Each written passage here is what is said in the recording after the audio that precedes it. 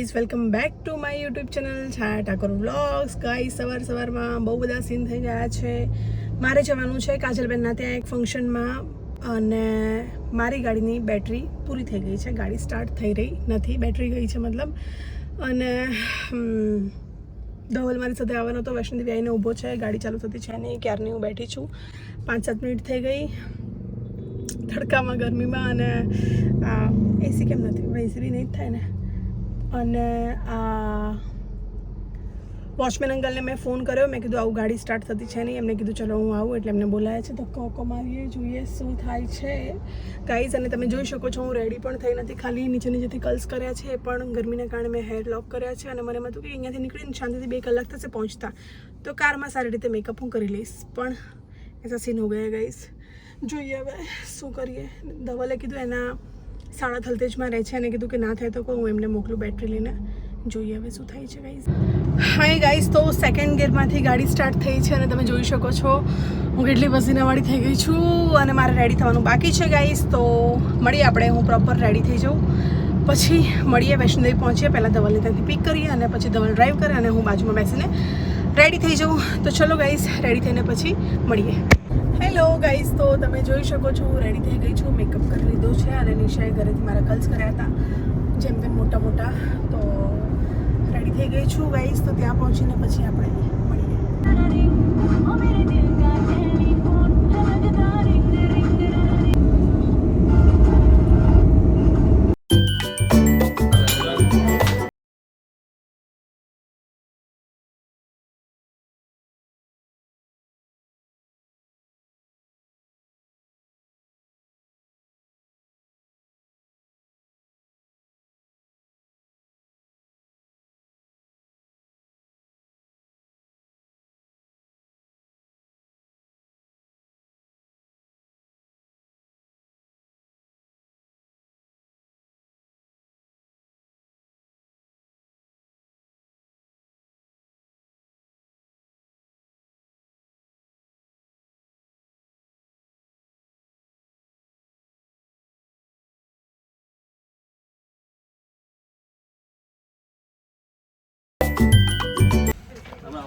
બહુ તાપ છે આજ તો નહીં. હાય ગાઈઝ, તો જો અમાર બૂન જો. હાય ગાઈઝ, તો તાપ તો બહુ છે. ઉનાળો છે એટલે ગરમી તો રહેવાની. ચલો ગાઈઝ, નીકળ્યા છે અમે લોકો. ઘરે પહોંચીને આ રસ્તામાં મળીએ. 2000 years later.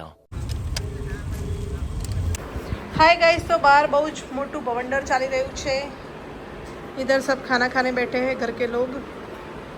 और मम्मी હું નાની વાળી માર ખાવાની છે નહીં ગાઈસ. હું નાની વાળી પેટી લાવી છું, કેમ કે કશું ના કહે મમ્મી. ચોથી સિઝન પૂરી થવાય, આપણે કેરી જ નહીં ખાધી આ વખતે તો ગાઈસ. તો બીજી અમે લોકો 2-3 દિવસમાં એક્ઝિબિશન આખું જે ભરાય છે ત્યાં જઈને લેતા આવીશું. ઓકે. અને બીજું આખો દિવસ મેં શું કર્યું તમને કહું થોડી વારમાં. હેલો ગાઈસ, તો આજે હું બહુ જ ભાગદોડમાં હતી, એટલે હું બ્લોગ શૂટ ના કરી શકી આખો દિવસનો. ત્યાંથી નીકળ્યા પછી નાની 1-2 ક્લિપ લીધી છે કદાચ ગાડીની બેટરીવાળી. આખી ઘટના તમને પછી કહું. પણ આવતીકાલે છે મારે શૂટિંગ, તો હું કરી રહી છું પેકિંગ. અને બહાર સખત ગાજી રહ્યું છે. સવારમાં શૂટિંગ કેન્સલ ના થઈ જાય તો સારું. અને હું કરી રહી છું પેકિંગ. તમને બતાવી દઉં કેટલું બધું ફેલાઈને બેઠી છું. કોસ્ચ્યુમ મેં નીકાળીને અલગ કરીને રાખ્યા છે. હવે બધાના મેચિંગ દુપટ્ટા આ બોક્સમાં છે. દુપટ્ટા થઈ જાય એના પછી જ્વેલરી વગેરે પેક કરીશ. તો ચલો ગાઈસ, થોડી વાર પછી મળીએ અને શાંતિથી વાત કરીએ. ઘરે આવીને ફટાફટ મેં ગઈકાલનો બ્લોગ એડિટ કર્યો અને અપલોડ કર્યો, અને પછી હું લાગી ગઈ છું પેકિંગ કરવા. હવે આખો દિવસનું શું ઘટના થઈ એ તમને હું શાંતિથી થોડી વાર પછી કહું. ગાઈસ, 11:30 વાગ્યા છે અને મારી પેકિંગ થઈ ગઈ છે. હવે હું પીસ ગ્રીન ટી આ બ્લુ ટી ગાઈસ છે અવેલેબલ હોય, બનાવીને પી લઈએ.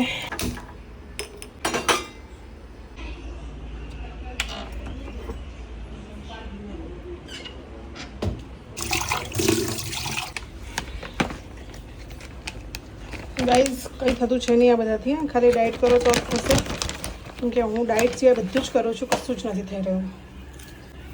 डाइट के अलावा हम सब करते हैं, डाइट करेंगे उसी दिन पतले होंगे. गाइस, तो થયું એવું કે સવારમાં તમે લોકોએ જોયું હતું ગાડી સ્ટાર્ટ થતી નથી મારાથી, કેમ કે ગાડીની બેટરી પૂરી થઈ ગઈ હતી અને પછી મેં વોચમેન અંકલ લોકો પાસે ગાડીને ધક્કો મરાવીને ગાડી સ્ટાર્ટ કરાવી અને પછી હું લઈને નીકળી. અમે લોકો ગયા હતા ગોઠવા ગામ, કાજલવનના ગામ. ત્યાં પહોંચ્યા, ત્યાં કલાક જેવું રોકાયા અને પછી ત્યાંથી નીકળ્યા. અને જ્યારે નીકળ્યા ત્યારે પણ ગાડી સ્ટાર્ટ થઈ ગઈ હતી, અમારા લોકોની ગાડી ત્યાંથી સ્ટાર્ટ થઈ ગઈ. અને પછી બીજું કામ હતું, ત્યાં ગઈને ત્યાં ગાડી કલાક માટે પાર્ક રહી અને એ કલાક પછી હું ગાડીમાં બેઠી અને ગાડીનો સેલ વાગ્યો નહીં અને મતલબ ગાડીની બેટરી પૂરી થઈ ગઈ હતી. અને મારે આવતીકાલનું શૂટ છે. એ તમે જે દિવસ આ વ્લોગ જોઈ રહ્યા છો એ દિવસે મારે શૂટિંગ છે મતલબ આજે. તો નેક્સ્ટ ડે મારે શૂટિંગ હતું. તો ચલો એ વખતે બી હું ધક્કો મારીને ગાડી સ્ટાર્ટ કરી લેતી, જે વખતે બંધ થઈ ગઈ હતી. પણ ત્યારે હું સ્ટાર્ટ કરતી. નેક્સ્ટ ડે મારે મોર્નિંગમાં 5 વાગે નીકળવાનું હતું પાલનપુર શૂટિંગમાં. તો એ વખતે હું શું કરું? એટલે મેં વિચાર્યું કે ચલો બેટરી ચેન્જ કરાવી દઉં. કેમ કે આજે બી સવારમાં આ વસ્તુ થઈ, હમણાં સાંજે થઈ અને 2-3 દિવસ પહેલાંના વ્લોગમાં તમે કદાચ જોયું હશે, એ વખતે પણ સેમ પ્રોબ્લેમ થઈ હતી બેટરીની. ત્યારે મેં ધક્કાથી સ્ટાર્ટ કરી, પછી 2 દિવસ કંઈ જ પ્રોબ્લેમ ના થઈ. પછી હું પાલનપુર શૂટિંગ પણ એક વખત કરી નાખી. મને એમ કે સ્ટાર્ટ થઈ ગયું, હવે બરાબર છે એમ. પછી આજે ફરીથી બંધ થઈ ગઈ, જતાં બંધ થઈ. પછી 2-3 સ્ટોપ લીધા, ત્યાં બધે મસ્ત રીતે ગાડી ચાલી. પાછી સાંજે ફરીથી બંધ થઈ ગઈ.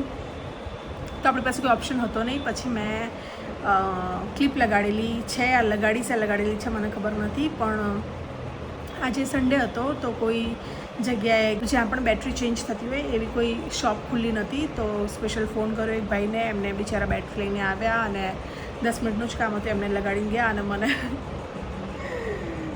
7,000નો ચૂનો લાગ્યો ગાઈઝ. અને કોઈ ઓપ્શન નહોતો, કરાવવી પડે એમ જ હતી. તો એ ચેન્જ કરાવી અને પછી હું ઘરે આવી. રસ્તામાંથી મેં આ વાળી કેરીની પેટી લીધી અને